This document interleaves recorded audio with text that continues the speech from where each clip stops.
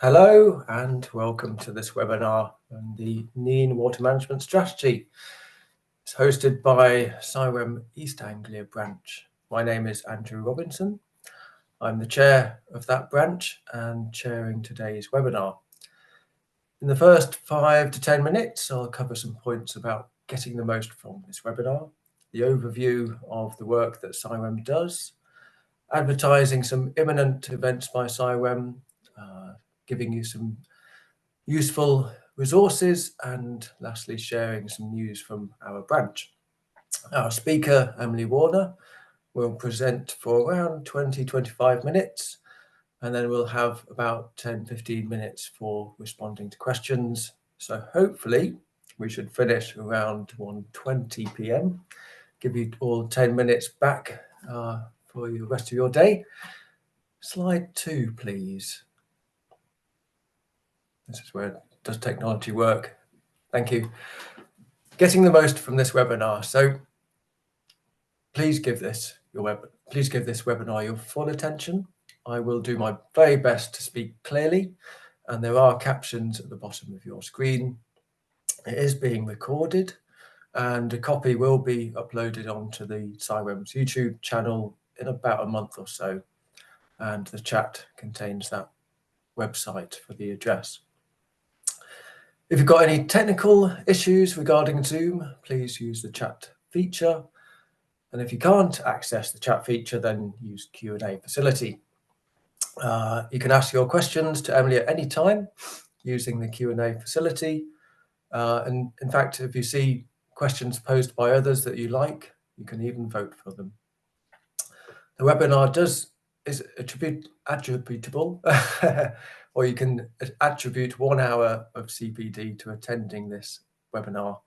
As it isn't actually accredited training, we won't be providing CPD certificates. Next slide, please. For people unfamiliar about CIWEM, it's a Royal Chartered professional body and an independent charity. There are various links in the chat to read about CIWEM's vision, policy, and initiatives like Be Flood Ready. I might give you a moment to open or save those links because there are quite a lot, and make sure that you've got them after the webinar has finished. There's also a new facility for members to manage their CPD records, book events and training courses, as well as access member benefits like the Environment magazine. It's a new page called My CIWEM, and again, in the chat, there'll be another link for further information on this. Next slide, please. All future events from CIWEM are advertised on the website, and again, there'll be a link in there. There are 2 imminent in-person ones coming up.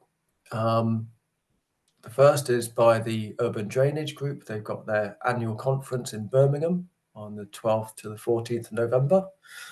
According to my notes, that's virtually sold out. So if you're interested, I'd say be quick. And the other event is on the 3rd of December. So this is following the new policy of Freshwater Future conference, and that's in London. So again, click on those links if you're interested. Barbara's also adding other webinars that are happening in the next few weeks.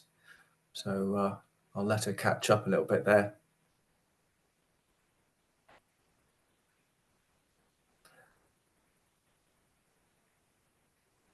Next slide, please. So to stay informed on topical matters, there are many useful resources that CIWEM produces, not just the Environment magazine. There's also the Engaging Planet Possible podcast. The chat contains links to these, and CIWEM members have got free access to the digital flood risk management and the water environmental journals. And non-members can also subscribe to those. And we've got some forthcoming deadlines. There are opportunities for publishing your paper. and those deadlines are on the 31st of January 2025. So you've got a bit of time if you wish to submit your paper, or maybe you have colleagues that you know about that would be interested in these, so please pass them on. Next slide. Getting tongue twisted already. So, regarding news from East Anglia branch, we have some good, bad and ugly news from our branch. The ugly news is, actually we don't have any ugly news, though if no one participates in our 5-minute member survey in November, then that might be quite dreadful for our impassioned committee. So be on the lookout for that. The bad news is that my 2-year term of being chair will end in December. I'll become the past chair, but I'll continue to coordinate our plans for a conference on professional ethics.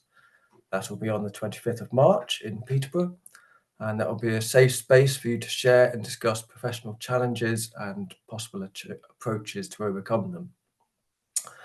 As part of this, we're calling for anonymised case studies, and details on how to participate will be shared later in October, get that right.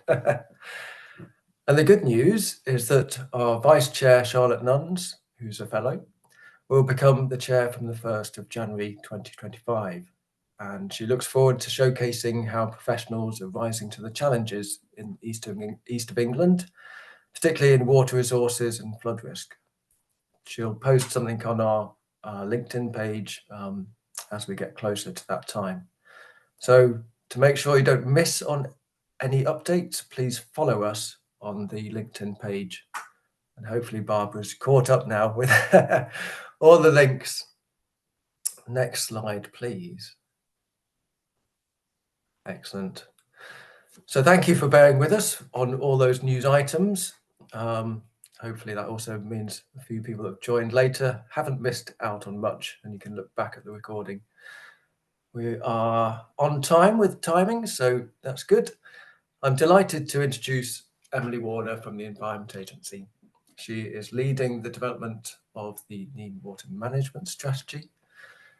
Emily has worked in the flood and water management sector for over 10 years across a variety of sectors, public, charitable and private.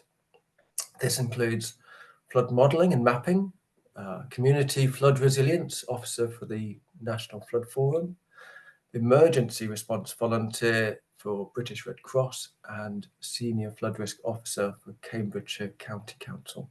So we're in safe hands. I'm going to hand over to Emily. Thank you very much, Eddie. And thank you to the East Anglian Simon branch for the opportunity to talk about the strategy today, and all of you on the line. It's a great opportunity, and I hope you find the next few minutes engaging and interesting. So just a quick rattle through of what I'll be covering. If slides work for me.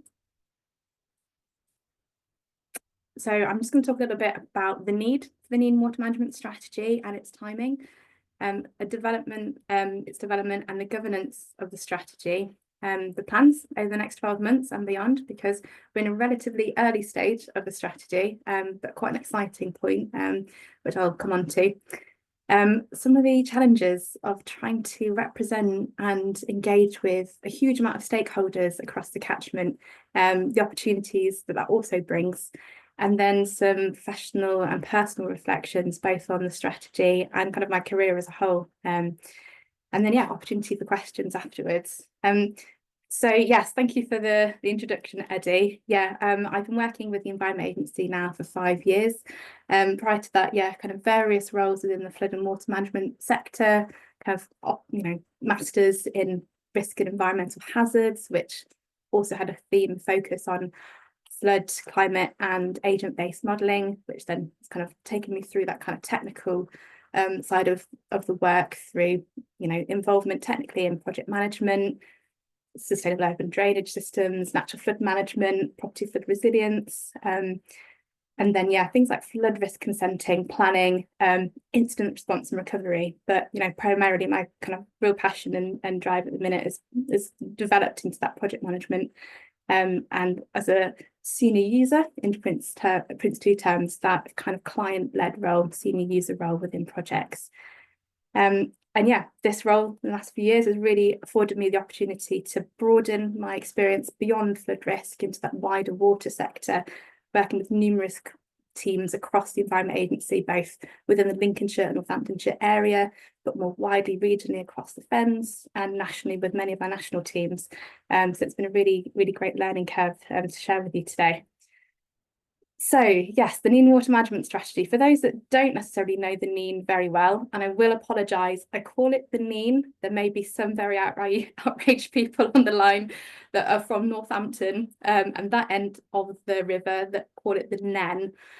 I used to live in Oundle and I used to work for Cambridge County Council. I'm very much a Nene person and I will call it that today, but please, yeah, start a vote or an argument in the chat if you like.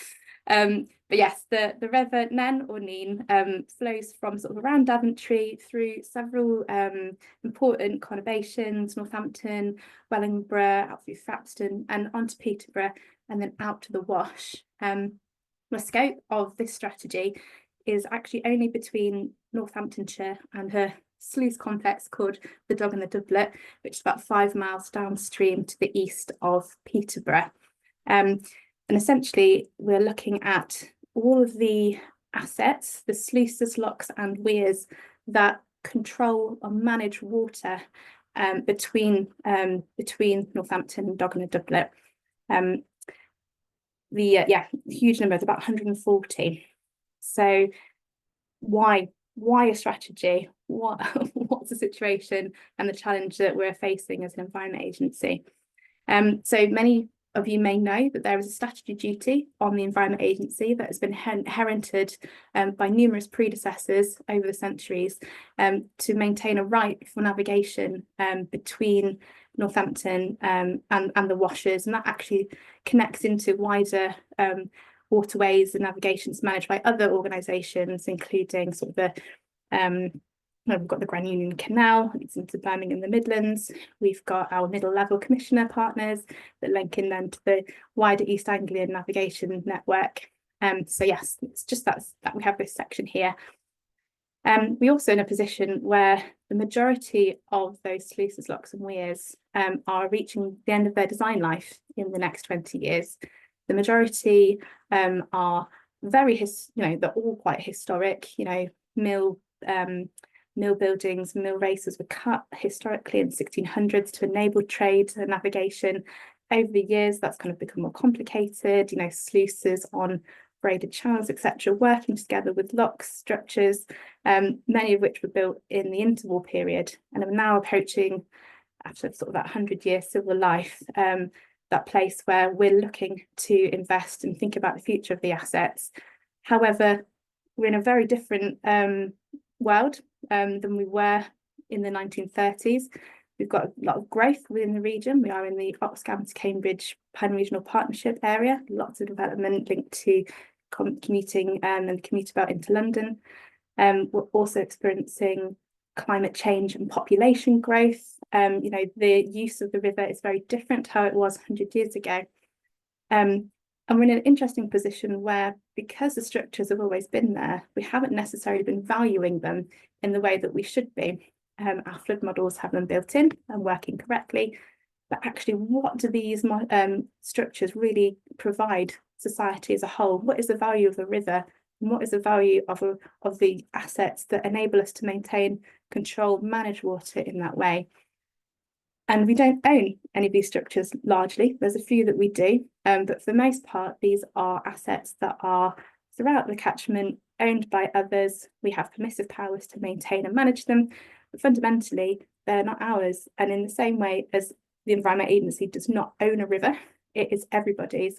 We're looking to work with partners to collaborate and find opportunities to look at the vision for the future of the Nene and how we all collectively get there. And to enable that, through funding, sustainability commitments. So that is why we're developing a strategy. The aim is to find that clear direction for the most economically, environmentally and socially sustainable way to manage the river and its waters that connect Northampton to Peterborough for the long term. You know, these are major assets. They are once built there for a long time, and there's a lot of carbon embodied in those structures. So we're really keen that we make some really smart decisions for everybody for the future.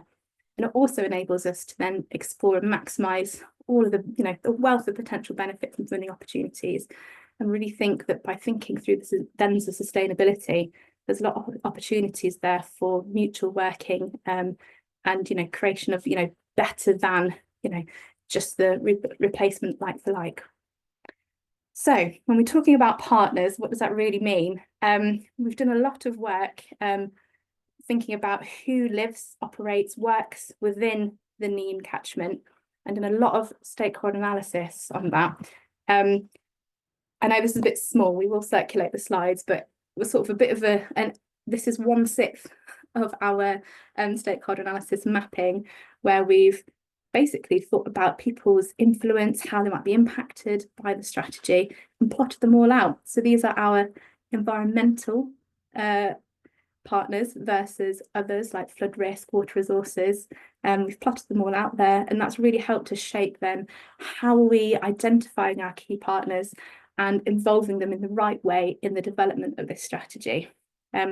We have identified that we have 8 absolutely key partners. They're on the screen in with their logos: the 3 local authorities, Natural England, the Nene Rivers Trust, Anglian Water, and the Regional Flood and Coastal Committee of Anglian Northern.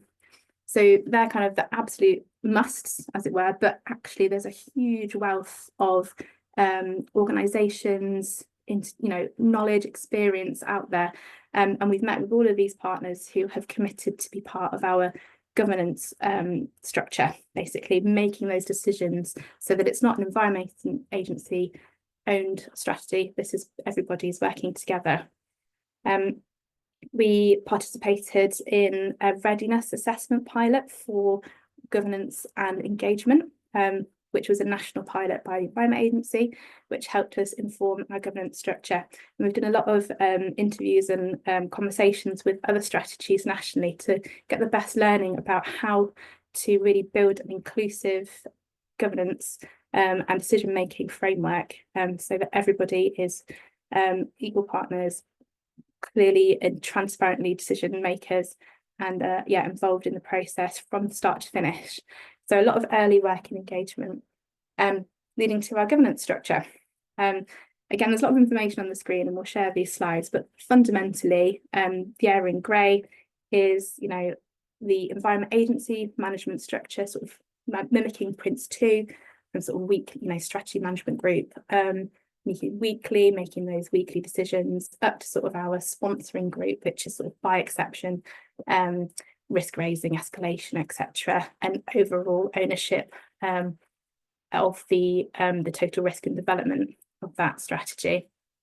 But really crucially is our governance structure in purple, which is our partnership advisory groups. So the decision, and that was agreed by all in our terms of reference, was that fundamentally a lot of the risk and liability remains and sits with the Environment Agency as the overall sort of statutory authority, and, you know, as the overall owner in many ways of the proper water management of those assets, although there's a lot of third-party assets that they manage too. But fundamentally, yeah, those in purple are absolutely crucial in informing our approach, and have been meeting for the best part of a year now to, you know, set us up with the right vision, objectives, etc. And now we are about to launch a number of subject matter expert working groups. So if you are on the line and want to get involved, please do contact us. We'll share our email address for the strategy at the end of this. And so if we haven't already contacted you and you want to be involved, let us know, because we're going to be working with our collaborative delivery team based at Arup, who we have recently entered into contract with to deliver a number of deliverables driven by those working groups across benefits and funding, comms and engagement, and asset management and strategic options. So the overall programme at the moment, we've been working for a number of years to get us to this point, but we're now in contract, and we have 5 key working streams with ARUP that will be working alongside each other until effectively October 2026. That will be several work streams, teams within ARUP and ourselves, developing, an understanding about the assets, how they interact. There will be a public consultation as part of this as well. As you can see, that will be in early 27, 28.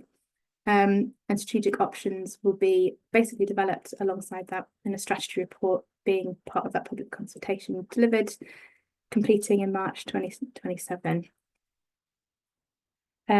So those work streams will be interacting, are very iterative, but fundamentally working together to deliver the main strategy objectives, which is to develop a vision, collaborative funding plan with partners across a wealth of holistic benefits, which we'll come on to, looking to then develop that understanding of our current assets, how they interrelate and influence catchment.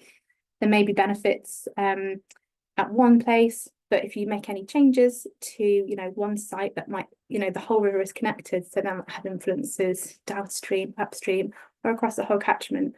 So really getting into the detail of the function of those sluices, locks and weirs, and benefits that they're providing, all to inform this cost effectiveness assessment. What is the meanest way that we need to fulfill all our obligations, of which there are many. We have a very complex river that's developed over time.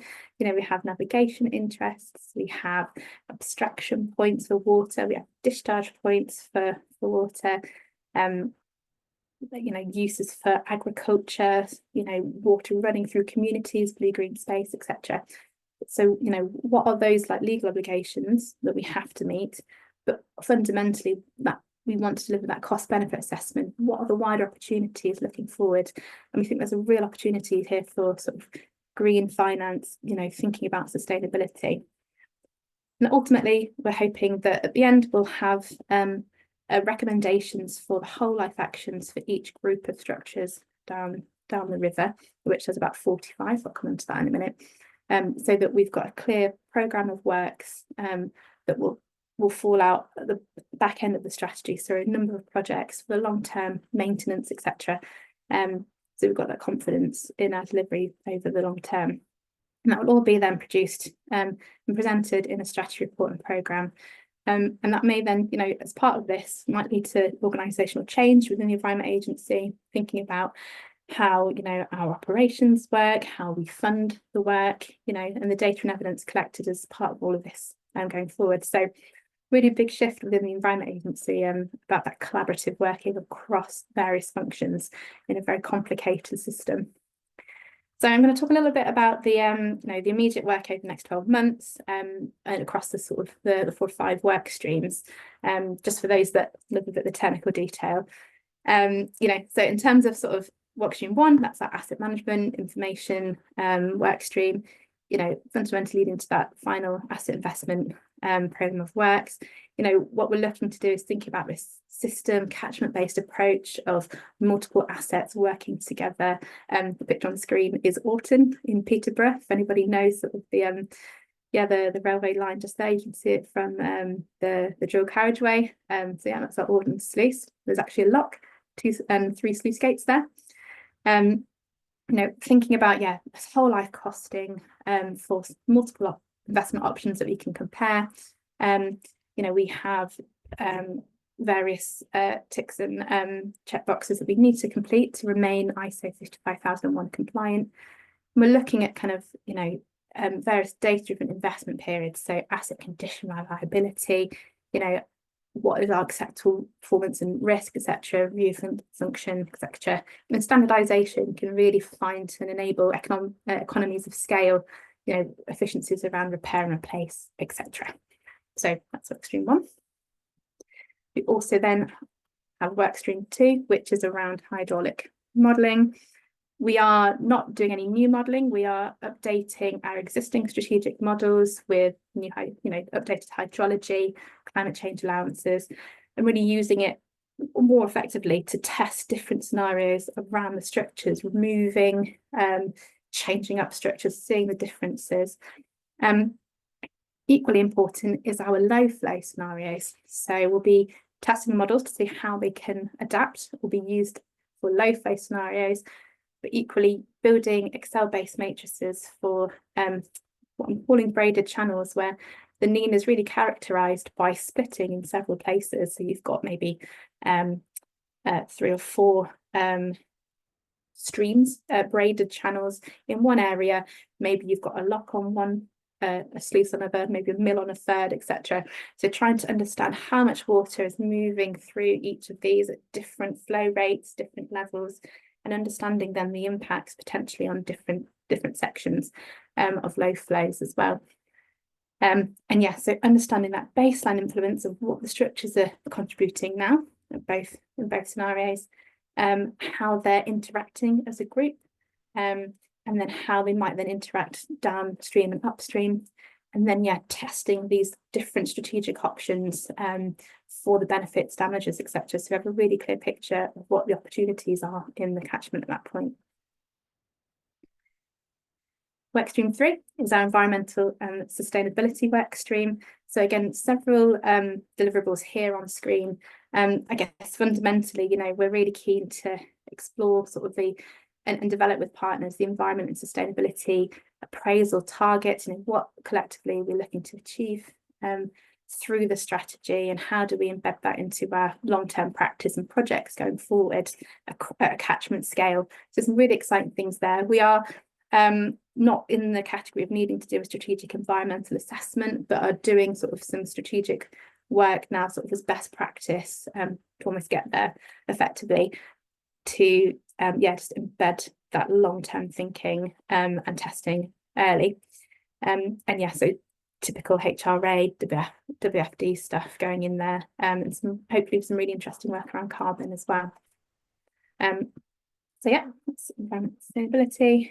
The workstream 4 is our economics and funding workstream. So we've done some early work on screen around building an understanding about the potential opportunities of funding early doors.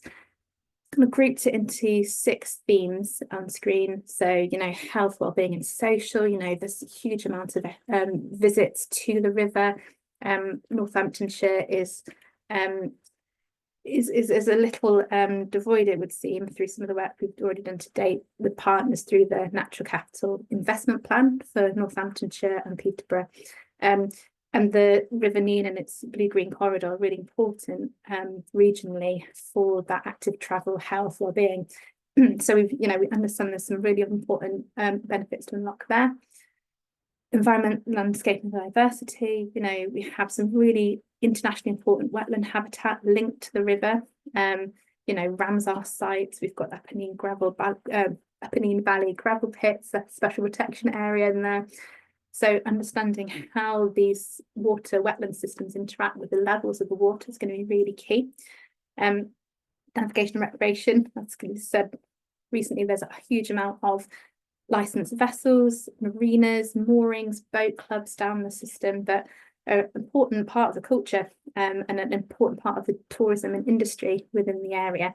But equally, we've seen a huge rise in paddle sports, etc. on the river. So how are we interacting with those communities? What are the benefits there for the future, etc. Something really exciting to look into, along with that growth tourism and cultural heritage route as well. So again, as I said earlier, with lots of growth in the area, lots of opportunities potentially for working with developers in the area. We've got waterside and enterprise zones in Peterborough and Northampton, and lots of really important tourism, culture sites, recreational areas on the river, including, Stanwick Lakes, Peterborough Meadows and Nene Park Trust's land, Chester House, etc., all the way down. So really interesting to involve that. Water resources and quality. Again, we are one of the River Nene feeds much of the Fenland area. There's a huge pressure, particularly in the summer, on water availability, scarcity for agriculture, environment, public water in that area. And so, yeah, we believe that this could be a really interesting area to explore in terms of economics and funding, and securing that for the future by working at a catchment scale. And then finally, just flood risk management as well. We have a number of assets that are funded by flood risk funding. Interestingly, there is a limited point at which a sluice or weir or a lock can enable flood risk management and betterment, because they become overwhelmed by the levels of water. So we do sometimes struggle with funding actually for those significant high magnitude events of flooding, because the influence of the structures is less limited. It's more limited, sorry. So yeah, so huge amount of benefit and beneficiaries in the area. So, you know, we will be over the next few months developing, yeah, a comprehensive benefit assessment, looking at constraints, benefits and constraints mapping, looking at that whole life costing exercise, and also assessing future funding and benefit opportunities within the catchment and regionally, to diversify perhaps funding, attract new funding in if we think and develop strategic options in a new way. So yes, just coming on then, sort of work stream 5, which is developing those strategic options. So talk about grouping these structures into sets. So you can see on screen that photograph there. Top left, you can see a lock. We've actually got a mill building just off stream with a private sluice within it. We've got a sluice in the middle, and then there's a little hut to the right of that, which is a hydroelectric power system. And then there's actually also a weir just off screen to the right as well. So this is all in Islip, Thropston. So we've got 5 structures, you know, within hundreds of meters of each other, all working together to manage that water level through that, you know, that section, affecting water levels upstream and downstream.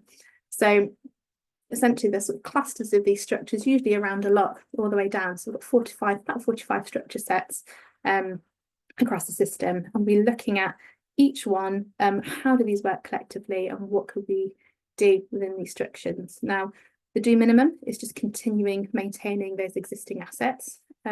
So understanding the long-term costs of that, potentially, you know, with increasing costs due to climate change damages or deterioration of assets if we're not doing major investment. We will, I'll drop to the bottom, we will be doing do nothing. That's only for economic comparison, looking at, you know, effectively structures might fail, collapse, be stuck open and not be able to provide the benefits that they currently do. So that's going to be in there. Then the really exciting area is around the do something. So what options might there be to develop or change the system for the better in the future? So, you know, we could talk about decommissioning. Can we hand over assets we don't, you know, use or maintain, sell or transfer? We've recently done this with a site on the Nene called Yarwell. There's a number of structures there that are now third-party maintained and owned. So yeah, that's an opportunity there. We could modify. So there are sites where there might be opportunities to take out a sluice, replace it with a weir, make assets therefore more passive. There's less energy use, less carbon, but that needs to come with an understanding of what the implications that might entail for, you know, the wider system, the land either side, etc. Similarly, we might look to, as we have done in some sites already, remove what is called a guillotine gate.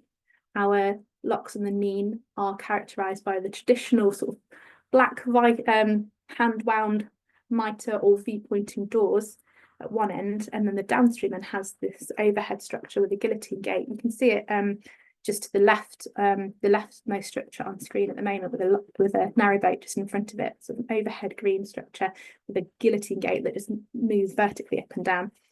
There's opportunities potentially to take out that guillotine gate and replace it then with a second mitre gate V-pointing door, which then again we start thinking about cultural heritage, opportunities for green and more sustainable and man-powered assets.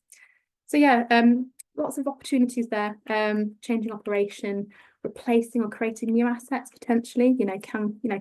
Would it be beneficial to some landowners to change the regime, replace assets, take out some of these asset structures that could be seen as a barrier to fish passage, for example, could be replaced with rock ramps. So a whole load of opportunities here to look at with partners effectively for the future. But working with those other work streams I've just talked about, and our stakeholder and engagement work stream, which is work stream 6, to ensure that we're really representing everybody's interests in this. So a huge amount of information to try and collate, bring together and make some complex decisions. So fundamentally, this is our model for enabling us to make those complex decisions. We'll be using multi-criteria decision-making analysis, agreeing weightings with our partners, agreeing where compromises can be made. Are there some locations where we might prioritise one benefit or one overall environmental aim over another, but overall as a catchment, it produces totals that we deem, fit the vision for the future. So yeah, really interesting element, and maybe this is something to come back to East Anglian branch within the future, because yeah, we'll be developing this as we develop those 5 work streams effectively, but all will be pulling together to ultimately drive that strategy and the decision making for the long term with everybody involved. So yeah, so that was kind of a whistle-stop tour really of the strategy. I think reflecting kind of personally, professionally on the work, what lessons have I learned personally and would want to kind of really share and pass on to others. One of the things I suppose front and foremost for me is the importance of that senior user role, which is mine, or you could call it the client role effectively, because I do think it is a leadership role. It's really important that you're really understanding the business needs. That can be really quite wide, and in a complex organisation like the Environment Agency. It's really getting to know how all the teams are delivering very complex roles within the catchment. How does that interact? What might our priorities be? How do you bring everyone together to make those decisions? And then make it really clear then to help our consultants, our supply chain really know what we want as a client, or what we don't, and therefore need to work through together. And that just, if you've got a real clear picture of your objectives, of what your complications are, where you need to be, that just enables that delivery. And it is really in many ways a campaigner role, in this instance at least, where we're thinking of, in many ways it is quite a change to what can be working in silo, trying to work together. That organisational change about this strategy will ultimately influence a lot of our operations long term, and trying to keep people engaged in that long term, being that storyteller, keeping people interested in understanding how important a long term piece of work like this can be, but also listening and taking on board the feedback and people's experiences, so that you're capturing everything as you go. And as I suppose linked to that is sort of that early engagement with partners. It does take a lot of time. We've been, I've had a fantastic team around me for engagement for a few years now. It's been a lot of work. And as a result, we've built some really good relationships with our partners who can only thank for their engagement as well. It's really important to build those relationships and trust, and to be in many ways quite bespoke about how you engage with partners, the public. Different organisations and different individuals will have different interests, changes in resource availability in many of our sort of, public bodies, many of our charities, it's being really receptive to what people can contribute and how to make people's lives easier, so that then ultimately you're linking into then having that inclusive and representative partnership and governance work, really enabling those opportunities for people to get involved, to get and shape the strategy development has been really important. We've put a lot of thought into building that governance model, and making sure that we're really transparent, and it's not just a tick boxing exercise. We're really clear about what we can deliver, what decisions can be made together. Another one that's been really interesting for me has been the scoping element. We've been scoping with our partners Arup for a long time, effectively. DEFRA specified that we needed an NEC for option C contract, which with strategy can be quite a challenge. We spent a lot of time really getting a really solid scope documents or activity schedule in place, had lots of meetings to discuss and draft that together, and been realistic where we can't confirm everything into a phase 2. So still things to scope, but hopefully with time that phase 2 will become clear once we've developed an understanding in the first phase, basically.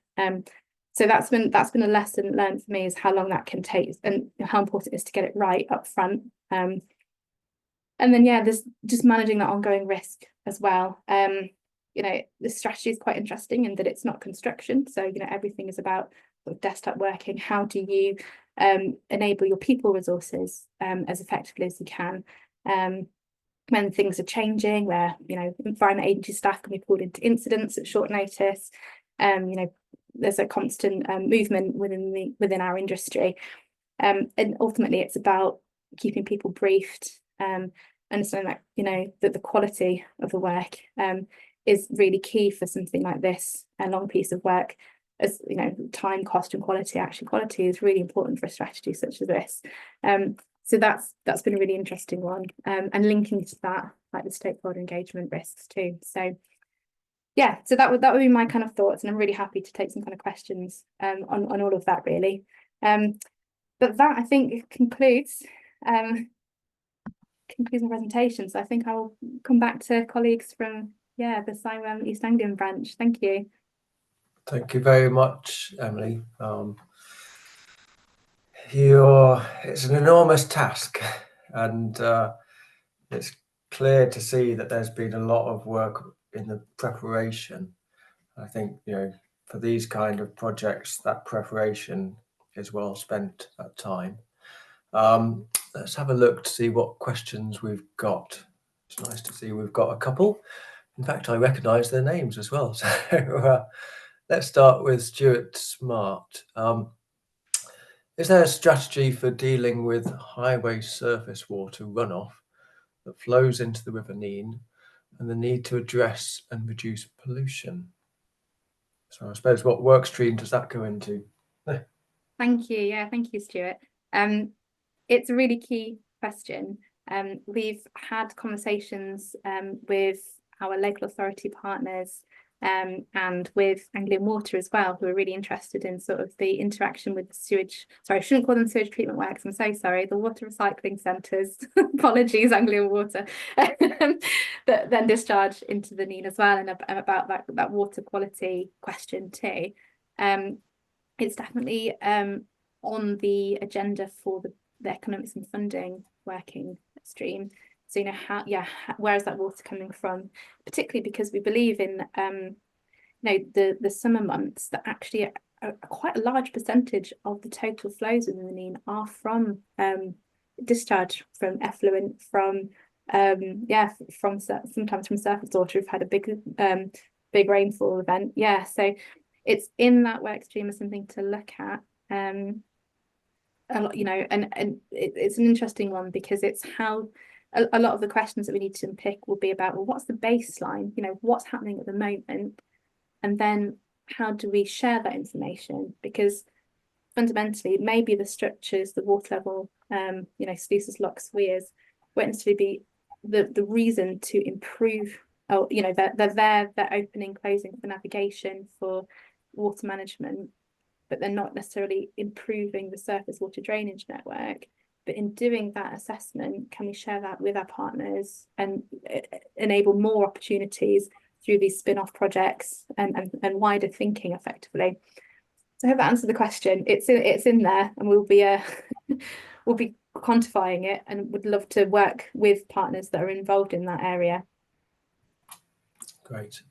And we've got a question from Marion Piggott. How much are the Nene, or NEN, let's call it the NEN, Whittlesea washes, part of the scope to help realise more of the benefits? And how was the approach, and how has the approach been similar to the ooze washes shaped how you developed that strategy? Not sure if I read out that second part, but there's two parts to that first. Oh yeah, thank you. Yeah, and thank you, Marianne. So yeah, the knee and the little sea washes are really important. You know, they're a Ramsar site. There's so much environmental value in that site. But similarly, it's also then this flood storage reservoir that and one of the largest in the country that the Environment Agency then managed too.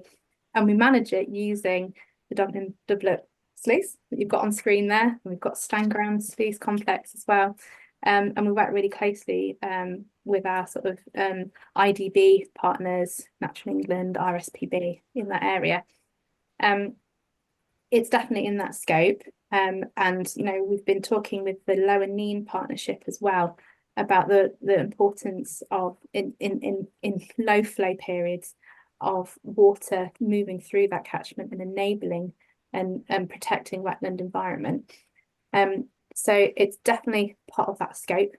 Do not worry, it's vitally important. And then yeah, the ooze washers as well. So I do link across to my colleagues in the Environment Agency based out of Brampton. So then in the Great Ooze catchment, which is distinct from the LNA, but we work very closely together. And I'm very conscious that, you know, front and foremost at the moment, I mean, there's been some great work done by RSPB that's been shared over time and with that partnership and the Great Ooze. But it's also quite an interesting place for the reservoir development for the Fens Reservoir as well. So again, sort of feeding in on the Fens Reservoir, sort of various Fenland partnerships like the Integrated Adaptation Task Force, Fens Waterways Partnership, Fens 100, to try and develop a sort of a consistent approach across the whole region, and take that learning across. So there's sort of commitments in all of these areas for the Great Ooze that we're looking to apply to the Nene as well. So yeah, it's definitely lessons that we've learned and we're applying, although it still seems like a little bit in the early stages for the strategy. Thank you, Emily. I've got a couple of questions myself, but I thought I'd wait to see what other questions people had. It's always difficult when you've got so many organisations and stakeholders in an area. I'm curious, how much influence or how much effect did stakeholders have in setting the objectives of the strategy? So how much was that more about, well, it's the Environment Agency, they've got the statutory element and so they've chosen it, or has that already kind of been driven collaboratively? Oh, thank you. That's a good question, Eddie.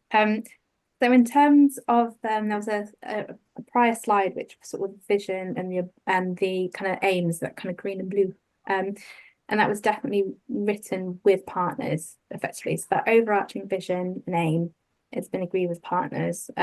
Although I must credit sort of our assistant project manager at the time of actually finalising the wording for us. Kind of came in with his consultant hat on and just wrote it, which is brilliant.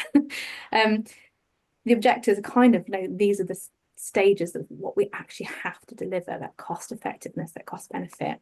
But we're now in the phase working with partners to define sort of the wider metrics. So what are our environmental objectives and those metrics and measures that will feed into that with our rep? We've got our next partnership advisory group meeting is on the 5th of November. So we'll be starting to look at that with colleagues across the Environment Agency as well to help shape that. And defining sort of those measures. And now that we're in a brilliant position that the local nature recovery strategies are almost drafted, will be, you know, we've been in, you know, I've been attending those, partners have been feeding in both ways to make sure we're embedding the commitments across all strategies, and where hopefully we might be able to local plans as well. We'll then be working collectively over the next few months to actually define what does that look like in practice in terms of those measures, projects, etc., long term. Yeah, that's great. I did promise people that they'd have their 10 minutes extra at the end. But I've got one other question, also just in case there's anyone else who comes in. But I mean, it's great that you've benefited from the pilot on the readiness for kind of designing that governance. How much I suppose, how much scope is there to benefit from other pilots that are going on? So there's the Adaptive Pathways program, I believe, that's going on in different areas of the country. Is that a chance for opportunity, or is that kind of more of a hindrance? So yeah, no, I think with all of these things, there's so much exciting work going on, that you could be bidding for stuff all the time and getting really involved in loads of things.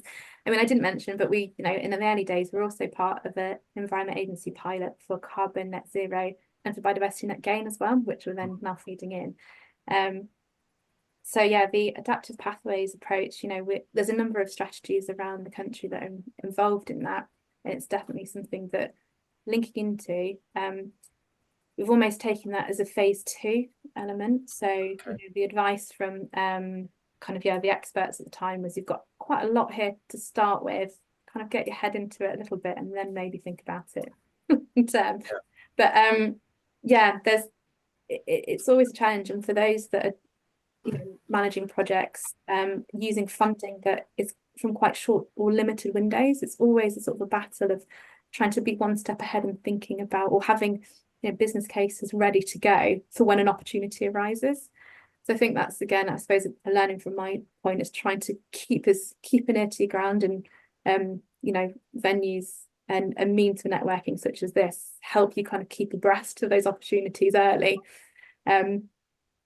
But yes, it can be quite a lot to try and keep abreast of everything, but still keep progressing.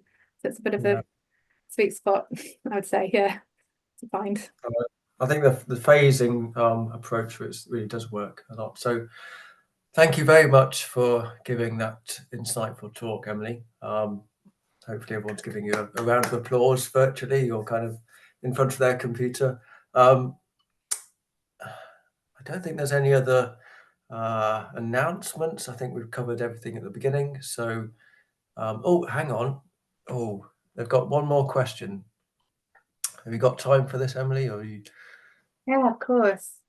It says, how will the strategy work with projects that are ongoing or will be commissioned in the next 3 years that the strategy is developed? So almost kind of like a similar question with Mike about pilots and how much can they influence? Is that a similar approach? Yeah, no, it's an important one, because we want to make sure that we're being reflexive, we're open to change. There are a number of projects ongoing that the Environment Agency is managing, where we have structures that are perhaps fallen below required condition, and we need to invest and maintain them at the moment, before the strategy finishes. So we've kind of grouped these into what our terminology is, sort of a framework for action. So projects that need to happen, but we're using those as an opportunity to learn from and think, test basically approaches with.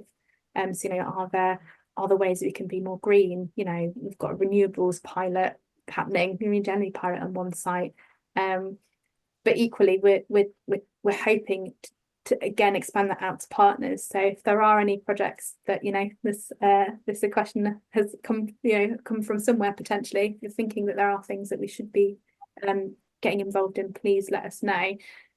Sort of part of our terms of reference with partners is just to kind of raise and flag stuff as it arises. So yes, it's always a challenge.